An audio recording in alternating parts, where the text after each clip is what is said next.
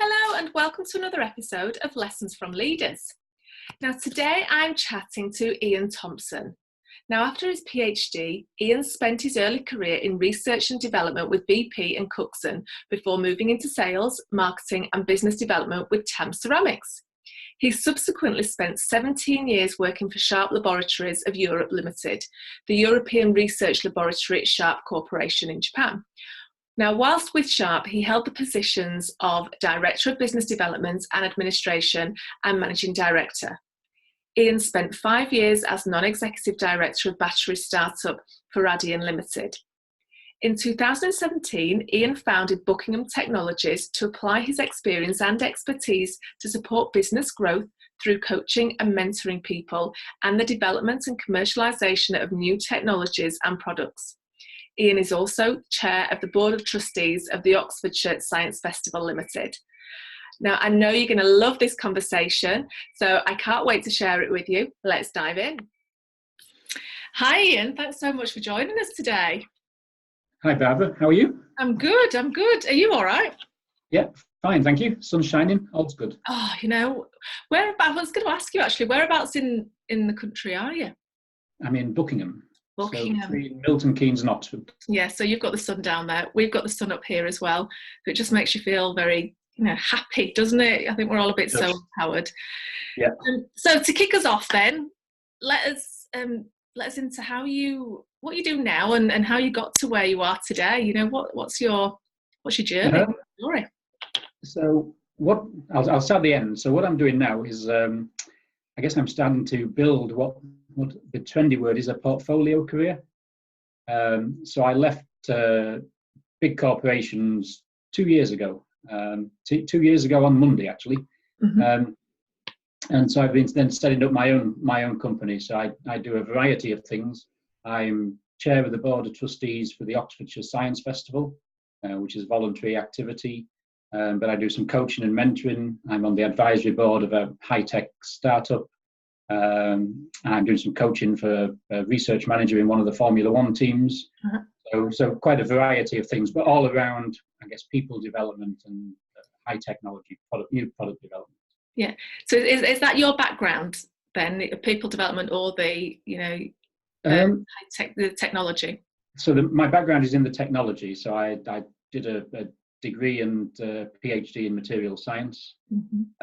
And then worked for a number of companies, British Petroleum in their R&D centre in Sunbury-on-Thames in London, and then Cookson, who were a specialist materials producer, manufacturer, and then for the past 17 years with Sharp Electronics, the Japanese electronics company, at their research centre in Oxford, and the last 4 years with them as managing director. But my interest has always been in commercialising technology and getting people to be able to commercialise technology rather than the technology itself. And so does that bring you into the people development space then, which is where you are now? Yes, yeah.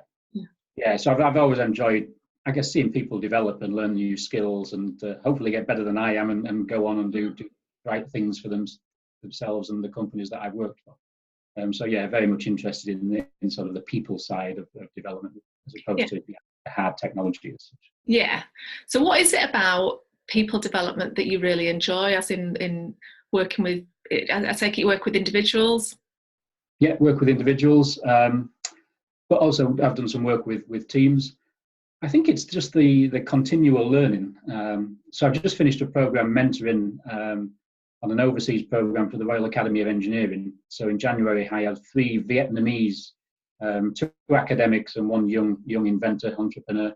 And in March, 3 Chinese. So again, 2 academics and 1 young entrepreneur. And you learn as much from them about their culture, about the development side in their own countries, what they can do better than we can in the UK and what we can do better than they can do.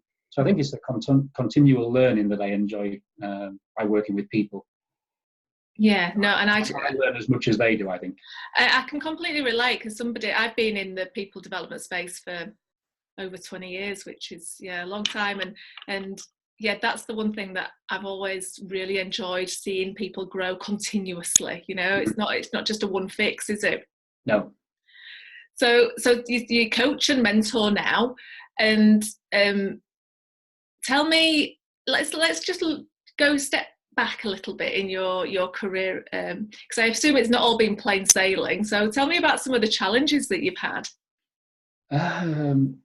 So I guess the challenges is that I've managed to work in two large companies, corporate research, so central research organisations that have grown very rapidly and shrunk very rapidly. One of which, Cookson, which closed completely. Mm-hmm. And so there's always been a challenge on when companies are prosperous, they like to invest in research and development. As soon as their profits go down, then the first thing they shrink is research and development. And so that's a continual challenge.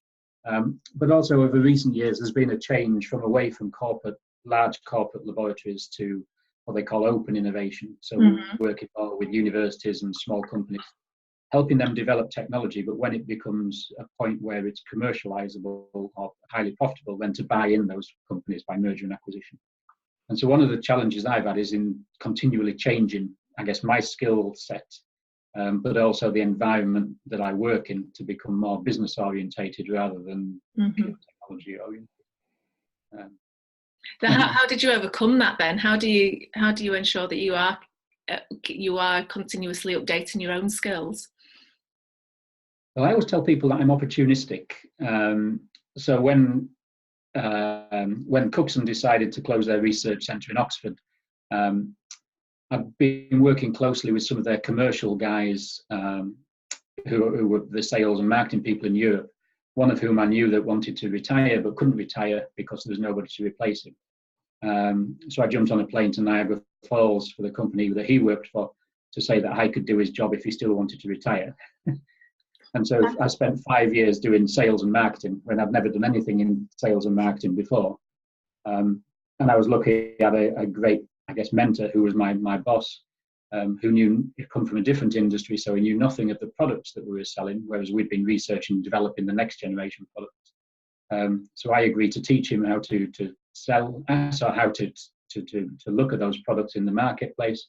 And he told me the sales and marketing skills that I needed to be successful in sales and marketing. So I think it comes back to continual learning.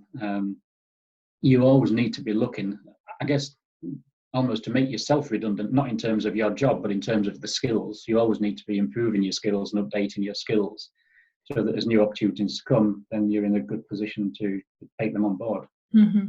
Not to be fearful, I would say. That would be one advice. Move out of your comfort zone. Yeah, and I find that really interesting. And I completely agree with you in terms of looking for opportunities and improving your skills.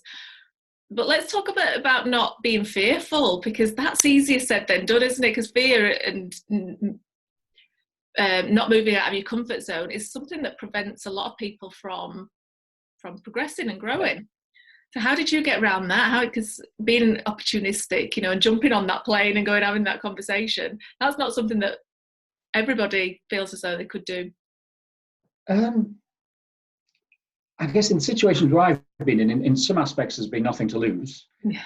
The research centre I was working for was going to close. So I had two choices, really. One is to look for a new job outside of the company or look for a new opportunity within the company. One thing that I realised there was nobody going to do that for me. Yeah.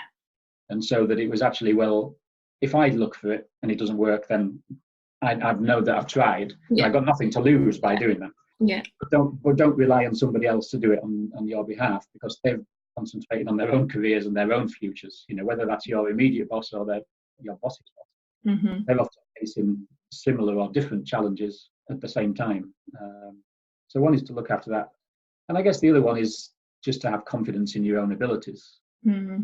And that, I moved into sales and marketing. If it hadn't been successful, I would have gone back to being a researcher because I was confident in my abilities as a researcher. You had that plan B, didn't you? So I had that plan B. That it was, I think it was subconscious, but it was something that I always felt, I could do. So. Did you want to fall back on it, or is it, it was a last resort thing? Not really. I think I'd got fed up of wearing the white coat and being in the lab, which again was because I like the people side. Research tends to be, although you work in teams, you have your part of the research project. Yeah.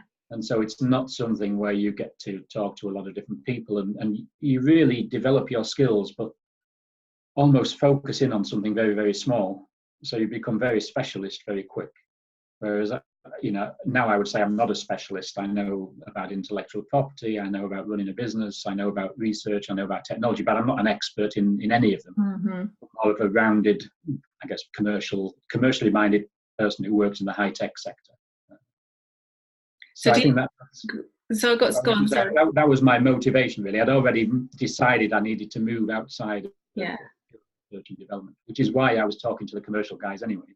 Yeah, and I think that you're right, you're absolutely right in terms of it comes from an intention. You made that decision anyway, so you had nothing to lose, No. so you might as well just, go for it, which is where all the best ideas come from, I think, isn't it? When you look at any kind of fork in the road, it all comes from an intention. Yeah. So now you're much more of a well-rounded, you're not a specialist anymore. You describe yourself as much more rounded. Do you miss that area of specialism, or is it okay?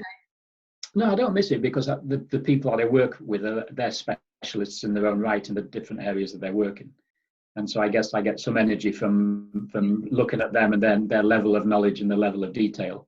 And what I hope I do is give them some clarity on what they need to do to move from being a successful technologist to a successful business person, or from a successful technologist to a successful manager of a research team, where you need to keep your specialism, but you need to grow on top of that, sort of new skills, and that's the bit that I like seeing them sort of have the light bulb moments. And me too. It never gets old, does it? Yeah.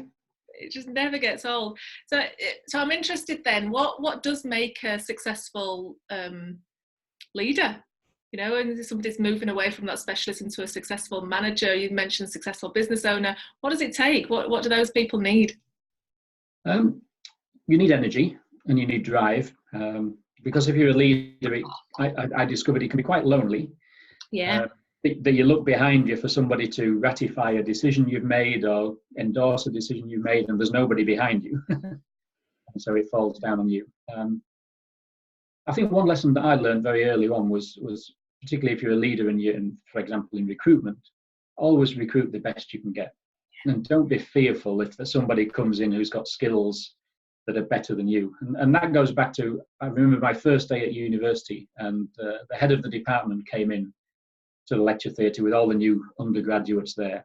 And he said, the only difference between you and I is not our academic ability, it's that I've got 30 years experience that you don't have. And that was something that I've carried with me, that there are a lot of people out there that may be far brighter than I am, far more intellectually able than I am, better inventors, better technologists. The thing that I have is the experience that they don't have at this point in time. And so I think leadership is about sharing that experience, recruiting the best you can. And I also think it's about supporting people. So I've always been very supportive of people who have worked for me. It doesn't mean I can't be critical of them at times, but externally I was always support them, and then internally I was tell them where they'd gone wrong if they had gone wrong. But in a positive and a constructive manner. Yeah. That's important for leadership. You can't be too soft, but you need to defend your staff when it's right to do so. And that way you build up the respect and the rapport, and you enable them to take some risks that they need to do for their own development and their own career, knowing that they won't be on their bike if they've made an error. But hopefully they only make an error once and learn by that mistake. Yeah. Again, agree with you completely with everything that you've just said. So with that in mind then, I know you mentioned loneliness being a major challenge for leaders, because you, again, so right that it is lonely for so many people. But what are the other challenges that you see leaders experiencing? So I think one would be delegation, particularly for someone like myself who's got quite an attention to detail. So I like to know all of the detail and the nitty gritty. And so to let things go and gives people freedom is a challenge. And one lesson I learned was to be open with my team about that and say, one of my weaknesses is that I don't delegate enough. So if you see something that I'm saying, right, I will do that, and you feel you can do it, just say so. And then I'll, that will remind me to delegate that because you're confident you can do it and support you in doing it. So that would be one. Yeah, that's a fantastic learning point right there, in that sharing your weaknesses. It's okay to be vulnerable. None of us are perfect, are we? And often we hide those. We kind of push them down and we don't share our weaknesses. But it is so important to just lay them out on the table and say, look, I'm not perfect. I'm not good at delegation, so help me out with this. Yeah, no, I think that's true. And then the other one, I think, is people expect leaders to make instantaneous decisions. Yeah. So somebody comes in and with a problem and they expect an immediate decision. And I would say that in my experience, just understanding you don't need to make a decision there and then, that you can say, really interested, let's discuss it, but I'm not going to make a decision now. I'm going to sleep on it. I'm going to consult my management team. And one thing that one of the guys I worked for was very good at was asking the questions that you'd not thought about. So something comes onto your plate and you think, oh, I don't want to go and present a problem, so I'll work on the solution. And you go with the solution, and then you would ask 5 or 6 questions, 3 of which you'd not considered, which sometimes made you reconsider what you were proposing as the solution. Other times it just reinforced that the solution you come up with was correct. Yes. But I think a good leader is a good questioner, and will ask around those points, either to make sure that the decision is right, but also to help you understand that you've considered everything from all sort of angles before you've jumped in. Yeah, it's the element of curiosity, isn't it? Just to build that into your daily routine. Yeah, and I think it also, as the leader, it gives you confidence that then you can support the person doing what they're doing because you've gone through the exercise of the questioning and the answering. So you in a way, you're taking part of the responsibility off the person at the same time, rather than just saying, yeah, go ahead, and then later thinking, oh, should we have done this? Should we have done that? Yeah. So that would be another one, is don't make instantaneous decisions if you don't need to. Yeah. So how do you slow yourself down from making those instant decisions? Well, that's a good question. I guess it depends on the severity of or the impact that a wrong decision can make. So if it's something obvious, then you make a decision there and then. If it's somebody that comes in, for example, and says, I need a pay rise, you don't have to answer that straight away.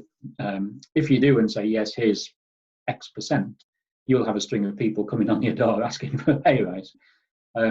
So there, it's something that you say, well, I understand what you're doing. I need to look at benchmarking you against other people in the organisation. I need to look at what we're going to be doing in the next salary review, for example. And so you don't fob somebody off with a quick answer, but you tell them the thought process that you need to go through. So at least they understand that you can't make a quick decision. Mm-hmm.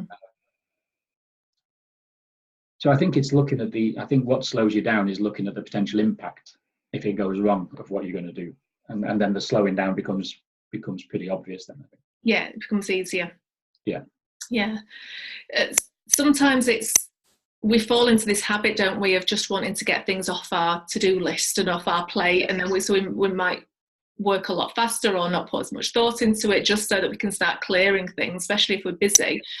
So again, when you're in that on that treadmill, really, what would your tips be about, again, having a much more considered approach and just changing your process a little bit? So I think to-do lists are good. I always have to-do lists.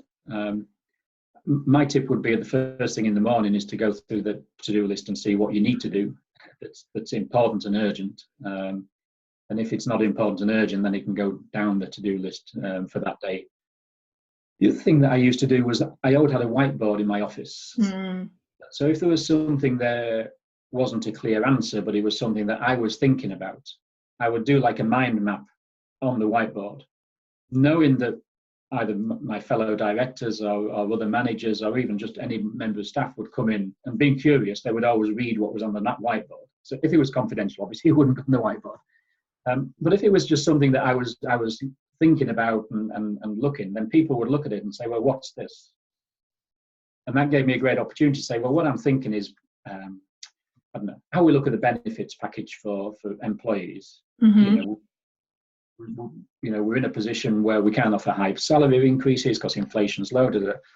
But I'm just mulling over some ideas what we could have looked to alter the benefits package. And so on there, I don't know, sports club membership, reducing or subsidising meals in the canteen or something.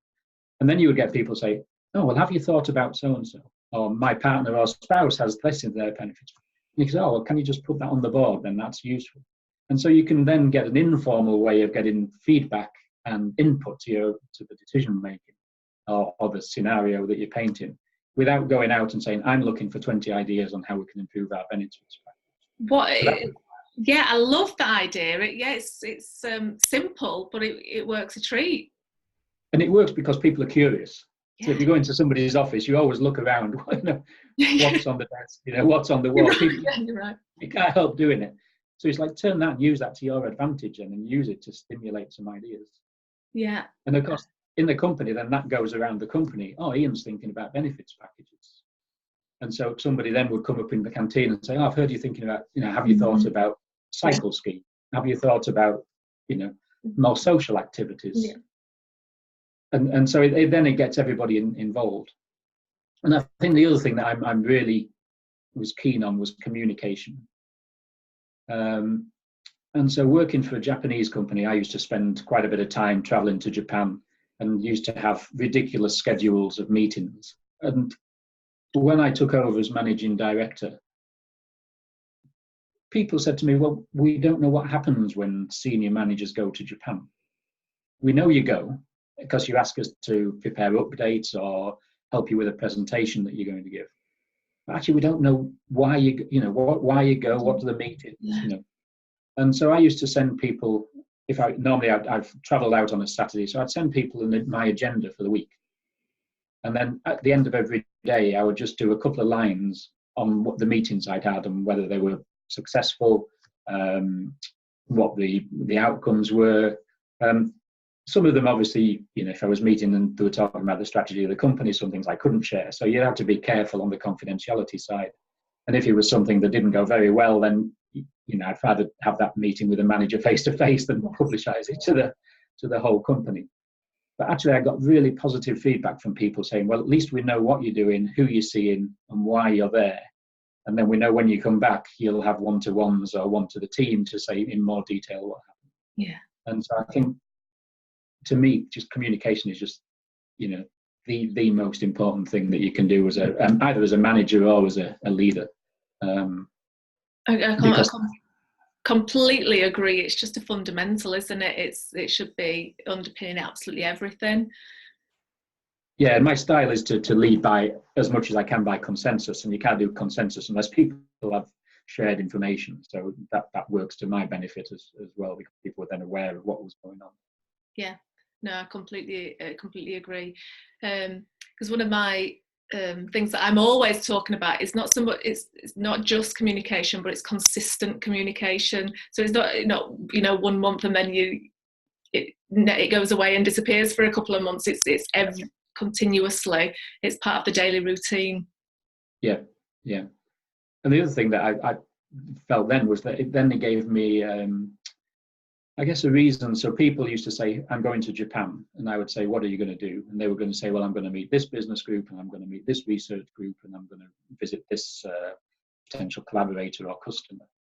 And a lot of people thought that just the fact that they were having the meeting was value for going to Japan. Right. And I would say, but what do you want out of that meeting? What is your ideal scenario and outcome that you're expecting? Because that should frame how you're going to present and what you're going to discuss. So if you want a new research contract, then at the end of it, you need to ask for a new research contract. There's no point going and telling them what we've done and then asking them to assume and thinking they will assume what we want at the end. Yes.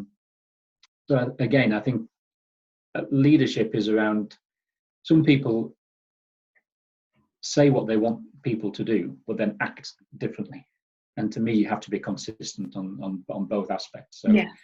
You've got to walk the talk and you've got to lead by example. That was my style anyway. It maybe doesn't work for everybody, but for me, I think you need to demonstrate what you want other people to do. Yeah, and I completely, again, agree with you in terms of leading by example. Be that role model, show the behaviours that you're wanting to see from other people. Yeah.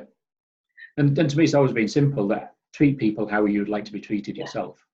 And if you can look yourself honestly in the eye, then even if you have to make a bad decision, so I have to, a couple of times I've had to make people redundant, as long as you treat them with respect, with as much openness as you can, with understanding, then people can expect anything more. No. It's all any of us want, and that's we're human beings at the end of the day. Yeah, it's never pleasant, and it's never nice to be on either side of it. No. But if it's what you've got to do, it's what you've got to do. But do it with respect and dignity, and open. I completely agree. Yeah. So looking at what you do now in terms of coaching and mentoring individuals to move from that tech world into a more either running their own business or being a leader, is the one aspect of being on that journey with somebody that you enjoy most? I know we talked about that light bulb moment, but is there one topic that you most enjoy discussing, or is there one thing that you think, actually, if we nail this, we've got it? I don't think there's one topic particularly. I always say I like to work with interesting and enthusiastic people. So if somebody's not interested and not enthusiastic, then I'm probably not the best person to help them. But no, I don't think there is one topic. I guess one area, because I'm working with people that often have done PhDs, and so they're, like me, very detailed focused, is to get them to understand that you can't wait for all of the data. Yeah. You'll never have all of the data and information to make the optimum decision. Mm-hmm. At times, you've got to make a decision with what you've got at that time, and a lot of times, I mean, I said that you don't need to be urgent in making the decision, but you do need to make the decision at some point. Eventually, it has to happen, doesn't it? And as long as you do it with the best information that you've got, it won't always be the complete information. And once you've made it, then it doesn't mean you can't change the decision in the future if the scenarios and the circumstances change. And so I guess that's for the technologist is, we have a tendency to want to wait and get everything complete so the decision is then obvious, and you can't do that. So I think that's the big learning curve from being a researcher to become a manager or and that's interesting to me, that it is about waiting. You're saying it's about having that considered approach and sleeping on, reflecting on a decision. But at what point then, especially because you've got that innate tendency as a technologist to want all the information, at what point then can you draw a line and go, actually, I've got enough now, I've got enough data? Rather than procrastinating and using that as an excuse for not making the decision. Well, I think you have to set internally, you have to set some of your own targets. Right. So and some of those I think will be explicit from external factors, whereas some, I guess some you have to. I don't know. A part of it is experience, so when you can procrastinate and when you have to make a decision. Some of it, I think, will be led by external factors that are outside of your control, but mean you have to act in a certain way. And I guess the other one is in your own mind to walk through what happens if you don't make a decision. And are you just almost prolonging the agony or prolonging in the dilemma, but not getting anywhere closer to a solution? Yes. Yeah. I was just. I think you're right in that you have to walk through. What is the impact? What is the impact of not making a decision as opposed to what's the impact of making the wrong decision? And I think people tend to go that way. I'm afraid of making the wrong decision. Hang on a minute. There is another third option here of what happens if I don't make a decision at all. But we don't always think about that route, do we? No. The other thing I think it's useful is to have a group of people who are not within the company who you respect, either you've worked for or are friends or colleagues from university or something, who you can have a sort of an off-the-record confidential conversation with to say, this is the dilemma I've got, this is where I'm at. I'm thinking that I'm going to look at it for another couple of weeks before I make a decision. In my position, what would you do? And I think if you've got some trusted sort of informal advisors, then who you can respect their point of view, and they will tell you honestly what they would do. Then you can use that to sort of work out what the best course of action is. So powerful, that, isn't it? Just having that network of people that you can just lean on when you need to. Yeah. Did you belong to any kind of formal mastermind when you were? No, it was just an informal. Just an informal network, yeah. And I've always been a big believer of sort of give and take. Yeah. And so if I don't know, I've been to a meeting or a seminar or something, and I felt I could help somebody there, then I've always tried to help them, knowing that at some point in the future, either then I can call on the favour back, not necessarily from them, but if you're seen to be a character that will do that, then people, I think it comes back in your benefit in the future. So it's like an investment for the future. And so I think then people will be more than willing to sort of help you when you need that help and support you. And so give and take, I think, is very important. And actually, even within companies, I think that's important. Yeah. So it doesn't have to be external, does it? No, to me, I've worked for companies in America and companies in a company in Japan, and it was almost, if something came across my desk that I thought a colleague would find useful and to benefit, then send it to them. Don't hold on to it and think, oh, knowledge is power. Yeah. Share that. And then, you hope that what happens is when they get something that will be of benefit to you, they will share it back. And I think that I don't see enough of that in companies and organisations. I would love to see more of them. Yeah, and it's so easy to set up. It doesn't have to be anything formal, does it? It's literally, as you've just described, you've seen something, you ping it on to somebody else. Yeah, it might be something. It might be a newspaper cut-in or something that's crossed your desk through LinkedIn or something, and you think, oh, somebody should understand that, or somebody should read that article because it's interesting for them or will benefit them. Just send it. Yeah, and that's how you grow your learning organisation, isn't it? And that, yeah. So, looking back then at your career, what would you say you were most proud of? So the project I was most proud of was I was asked to go to America to solve a production problem between two sister companies. One was in Rhode Island and the other one was in Pennsylvania. So I was asked to go and review their production process, which I did, and went back, and basically they didn't have a production process. They thought they had, but it was still very much in the research stage. Everything, there was nothing that was sort of tied down. So I went back 2 weeks later and told them basically that they didn't have a process that was under control, and actually they didn't know what their processes were at both factories. And I was at the airport to come back to the UK when I got called to go back up to Rhode Island and asked if I would stay and take on the project. So I ended up spending 9 months in America solving the problem, but I had no authority. I was spending time between the two manufacturing sites, both of who were suspicious of why this guy from the UK was trying to solve their problems. And one site thought that I was there to sort of move the production from where they were to the other site. And so there was some I guess, some sort of resentment as well. But we ended up as sort of as a combined team, we ended up solving the production problems. They went from making a loss to making a profit. So the 9 months were successful from that. And they went on to grow their business, and the corporate headquarters that would asked us to get involved took a step back and invested in the business for the future. So that was a whole learning experience for me of being in a production environment, which was relatively new to me. Working in American culture, which was a lot more in your face than maybe we are in the UK. Having no authority over anybody, but having the responsibility was key. But actually bringing the teams together to work together across the two sites to a common goal. So that's my biggest achievement. I can understand why. So, well, how did you do it?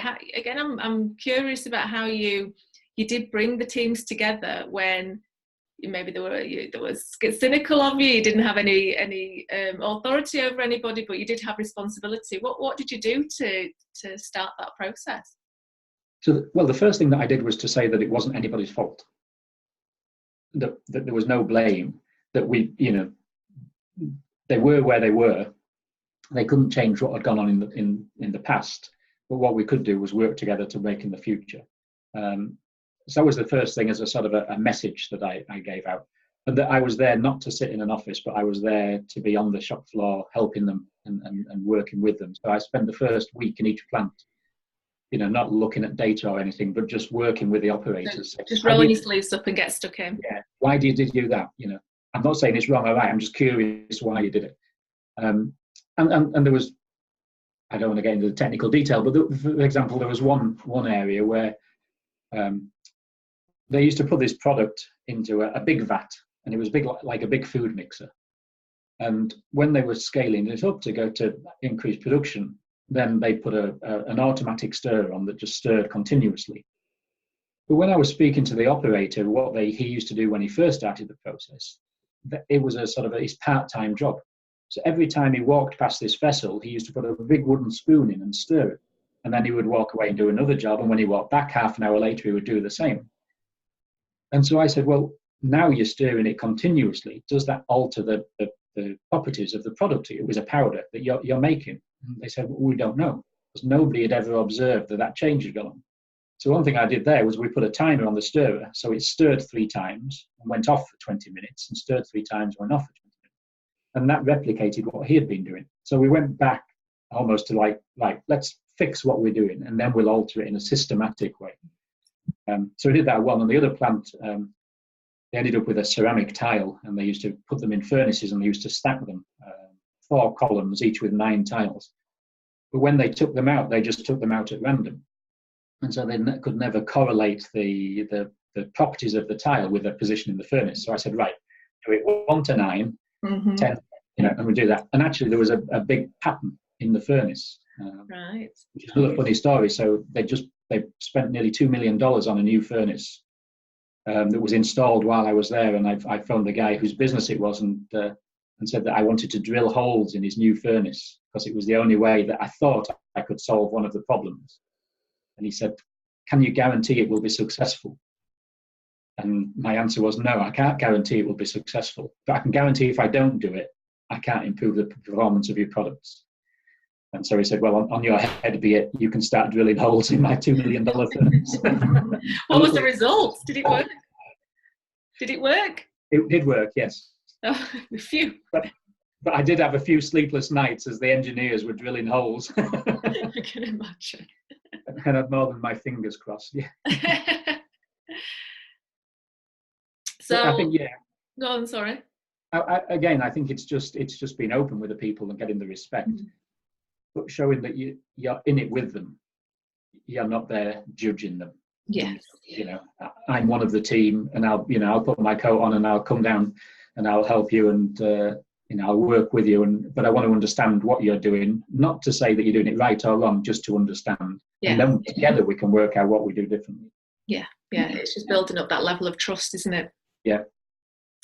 Let's have a bit of a quick fire round then, Ian. Sometimes I like to throw that in just to mix it up a little bit. So I'll just fire some random questions at you and see what happens. Okay. So would you say you are a morning person or an evening person? When do you have your best ideas? I have my best ideas when I'm fishing, rather than in the office. I get most done at the beginning and the end of the day, at least in the middle. Both ends. Yeah. So I always used to get in the office by 8 o'clock. Right. But I didn't used to leave till about 7 o'clock, which was bad. So then you'd be really productive at both those ends, and then yeah. And that's because in the time I was always being disturbed by other people's problems. Yeah, true. So fishing, let's double back on that. So has it always been a part of your life, or is it just a recent thing? No, it's always, since I was 12 or something. Right. Yeah. And that's how you decompress, is it? that's how I unwind, and watching a float bob up and down in the water, most people think is completely meaningless. But just being surrounded by nature and having one thing in your mind, what I find is that everything that's going on that you can't work out suddenly all seems to sort of settle down, and you don't consciously make a decision or a strategy come, but the next day it all seems much clearer on what you're going to do. So I think, I'm not saying everybody should go fishing, but I think something that takes time out, whether it's a sporting activity or just something where you clear your mind almost. I think that gives you, and I don't know the psychology of it, but it gives you your mind and time just to sort all your thoughts out and all the facts and everything, and then you make a much clearer decision. Yeah, and it's not something that all of us do, is it? Because again, we talk about being busy and we're on this treadmill and running all the time. Something that I talk about is give your brain a chance to do some admin, let it do some housekeeping of its own, and fishing sounds like the perfect solution for you. I understand the appeal. Yeah. Okay, so what would your favourite part of the day be if it's a normal working day? So let's pretend you were in an office. So I think it would be the morning. So I think it would be the early morning. I think when everybody is fresher and everybody's slept on what they were doing the previous day, and I think it is setting out what you want to achieve during the day. And it's nice to go home at the end ticking off certain things. Yeah, it feels good, doesn't it? Yeah. So what is the one thing that if you didn't do anything else, but you just did one thing in your day, what would that one thing be? If you had one task and everything else had to go. Ooh. I'm not sure what one task would be. I guess one task would be to make sure that, as it probably applies less now for me at working on my own, I think one task would be to make sure everybody else is clear what they're meant to be doing for that day. So I think if they do that, then I can't do what everybody else could do. And so I think is everybody else clear? And so I guess for me working on my own now is there somebody that's waiting for me to contribute something that allows them to do something? So am I holding somebody up by not doing something? Yeah. So that would be my first task. So I just got an email from somebody just before coming on this call saying, have I thought about this? Because I know they're going to have a phone call tomorrow. So I need to sort that and give them my thoughts so that they're enabled and have the information they need to do their call tomorrow. Last question then. How are you finding working on your own after years of working with people? I have a much better work-life balance than I had before. So I do have time now to go fishing rather than being sat on planes going to Japan and elsewhere. I like it that I've got a portfolio. I'd like to obviously grow that portfolio. I think the thing I find strangest is that I don't have as much day-to-day contact with people as I have before. But I am trying to, I guess, grow my networking in a face-to-face. So I have much more coffees with people in Oxford than I would ever have that time for before, just because I don't want to be always phoning and emailing people. It's just nice to get out and meet people face-to-face. So that's the bit I'm finding most strange, I guess, is the personal contact with people. Especially because you're moving into that people arena, and you're needing more contact. So there's a question that I ask everybody, Ian. Is there a book or a podcast that you would recommend? So if we were to just read this book, it would, you definitely recommend it would add value. So I think I've got two books actually. So I've got Who Moved My Cheese, which really is a book about sort of about change, and I guess I've gone through a lot of change management in my career. So I think it's only a small book. You probably read it in an hour or so from memory. But I think anybody that is nervous of change, I think Who Moved My Cheese would be one that I would recommend. And then because you asked, what's my project I was most proud of, and it's a manufacturing one. Then a book I read at the time was this book, which is The Goal, by Goldratt, and it's written pretty much in the same style as Who Moved My Cheese. So it's written as a story about a guy that's given 3 months to turn his manufacturing plant around, otherwise it'll close. And he goes to a friend who coaches him through a whole series of challenges. But I think the key message that comes out is clarity on what your objectives are. Yeah. And for example, in the book, he talks about a manufacturing plant where they put in robots, and the robots are only efficient if they're running at maximum capacity. So they were putting through false orders to run the robots at maximum capacity. Actually, they were increasing their inventory. Right. So profitability, the robots were very efficient, but the profitability was going down. Mm-hmm. So his coach basically told him, the measure of your company is whether it's profitable, not how productive it is, unless you measure productivity in terms of profit. Mm-hmm. And that leads them to the whole book and coming up with the solutions. And I think for anybody in a leadership role, be clear how your success is going to be measured. Yes. And if you know that, then it'll tell you what you want to do. And so, for example, whilst working for Sharp, the funding for our research came from Japan. And when I asked the president of Sharp if they would measure my success and the success of the lab, it wasn't on any individual project, but it was at a board meeting in Osaka. They would go around the board of directors, and if nobody would say that we were doing a good job, then we were at risk. But as long as one of the senior directors would appreciated what we were doing and the output and the value we were adding to the corporation, then they would support us. And that tells you what you need to do then. It means that you don't have to look at every individual project to be successful, but you need to have something that has sufficient impact that a member of the board of directors hears about it, understands it, and will support you for it. And that could be the president himself, but it needs to be somebody senior. Yeah. And so to me, that was very important, understanding what is the clarity of your mission and your achievement, and how your success will be measured. Yeah. Fantastic last takeaway. I love that, Ian. Thank you so much for joining me today and just hanging out with me for the last I think 45 minutes. I think we've been talking. Yeah. Oh no, nearly an hour. So thank you so much. It's full of insights and tips there. So I really appreciate it. My pleasure.